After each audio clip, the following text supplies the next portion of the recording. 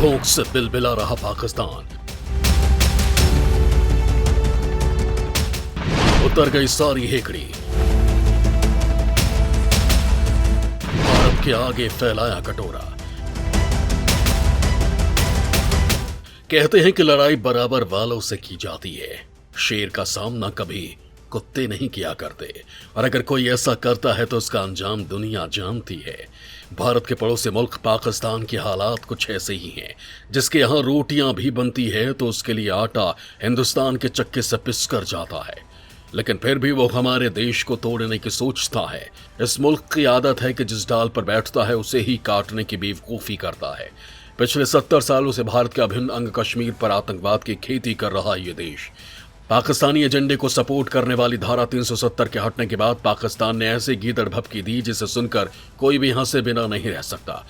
एक भिखारी किसी को क्या दे सकता है? ये देश भारत के ही टुकड़ों पर पल रहा था, लेकिन धारा 370 के हटने के बाद विरोध दिखाते हुए यह ऐलान किया गया था कि वो भारत से सारे व्यापारिक संबंध खत्म कर लेगा। अब इन अक्ल के दुश्मनों को कौन समझाए कि भारत को उसकी नहीं बल्कि उसको भारत की जरूरत है।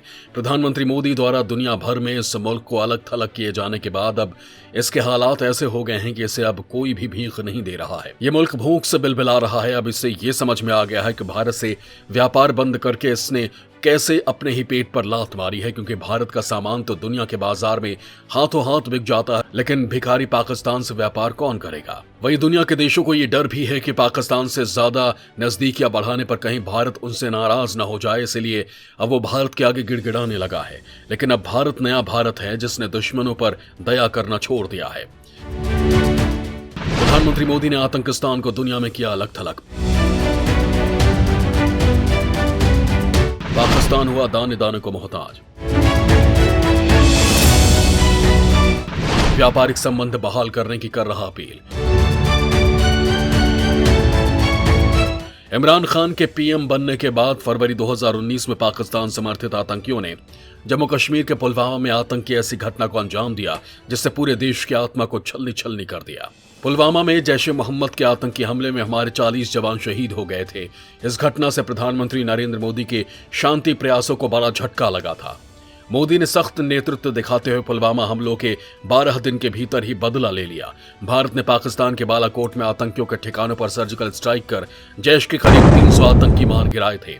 इस घटना के बाद मोदी समझ चुके थे कि पाकिस्तान से किसी और अंदाज में ही निपटना होगा, क्योंकि बातचीत की भाषा वो समझ नहीं रहा था। जब प्रधानमंत्री नरेंद्र मोदी और इमरान खान दोनों 2019 में बिश्केक में SCO सम्मेलन में गए थे, तब मोदी ने इमरान से बात करना तो दूर, उनके पास बैठना भी गवारा नहीं समझा।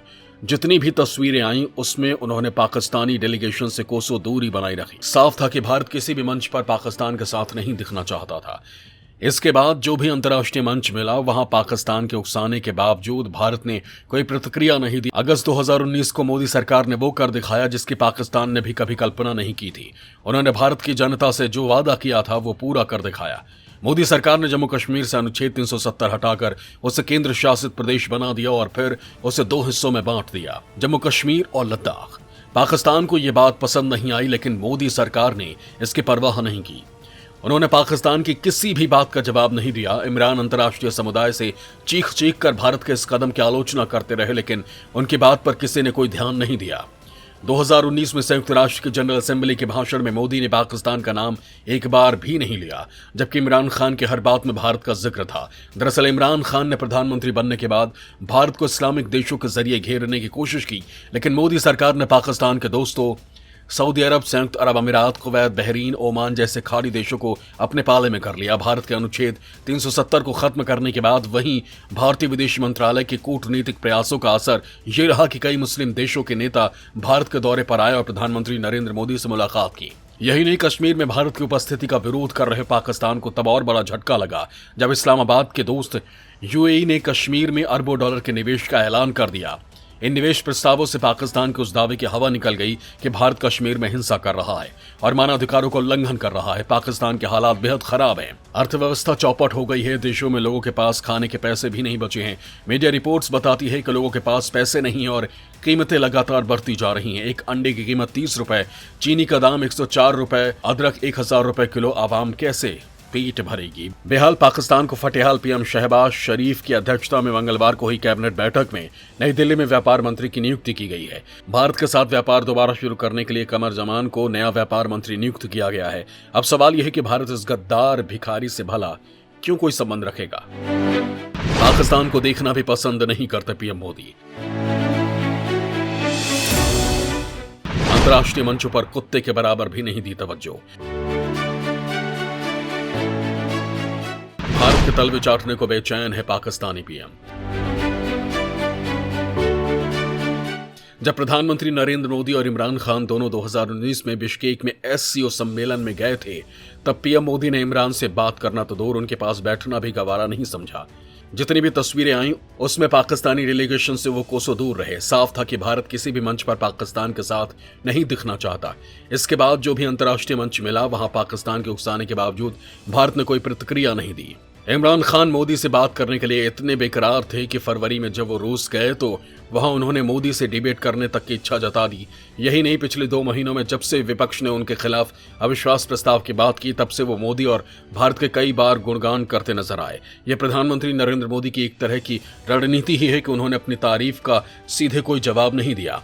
विदेश मंत्रालय ने भी एक आध औपचारिक बयानों से ज्यादा कुछ नहीं कहा। प्रधानमंत्री नरेंद्र मोदी ने पिछले 8 सालों में अंतर्राष्ट्रीय राजनीति में वो कद बनाया है जो इमरान खान सोच भी नहीं सकते। मोदी की गिनती आज अमेरिका के राष्ट्रपति जो बाइडेन, ब्रिटेन के पीएम बोरिस जॉनसन, चीन के राष्ट्रपति शी जिनपिंग, रूस के राष्ट्रपति व्लादिमीर पुतिन जैसे नेताओं के साथ होती है। मोदी का इतना बड़ा कद होने की वजह से ही रूस यूक्रेन युद्ध में भारत एक अलग कूटनीतिक रुख अपनाने में कामयाब हो सका है। पिछले 3 सालों में मोदी ने भारत समेत दुनिया के बड़े बड़े मंचों पर पाकिस्तान के बारे में बात करना ही बंद कर दिया है। पाकिस्तान के नए पीएम शहबाज शरीफ भले ही भारत के साथ व्यापारिक संबंध के लिए गिड़गिड़ा रहे हो, लेकिन मोदी सरकार ये जानती है कि इस गद्दार मुल्क से कोई रिश्ता रखना अपने ही पैरों पर कुल्हाड़ी मारना है। इसलिए फिलहाल तो पाकिस्तानी पीएम के कटोरे में कहीं से कोई सिक्का पड़ने की कोई उम्मीद नहीं है। इसके अलावा उनको ये भी समझ आ जाना चाहिए कि भारत से टकराने का अंजाम क्या होता है। वंदे मातरम।